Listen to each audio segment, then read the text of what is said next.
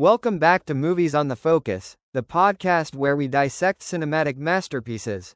Or at least, movies that aren't complete dumpster fires. I'm your host, Bob. And I'm Alice, ready to dive headfirst into another cinematic adventure. Today, Bob, we're tackling a true classic, Platoon. Buckle up, Buttercup. Platoon, a movie that perfectly captures the gritty reality of war, or at least, what Hollywood thinks the gritty reality of war is. Released in 1986, a year when big hair and even bigger shoulder pads were all the rage. Oh, the fashion. But back to the film, directed by the one and only Oliver Stone. This guy knows how to make a war movie, doesn't he? 4 Oscars, Bob. 4. That's like a whole lot of golden statues. The awards alone prove this wasn't just another war flick, but a real game changer. Absolutely. And the critical acclaim? Off the charts. 8.1 on IMDb, 89% on Rotten Tomatoes, and a whopping 92 on Metacritic. Clearly, critics loved it as much as audiences did.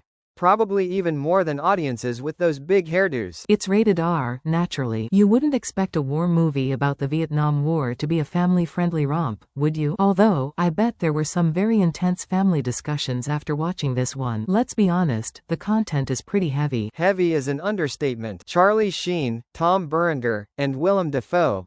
That's a powerhouse cast, even by today's standards. And those iconic scenes, the ambush, the napalm, the sheer brutality.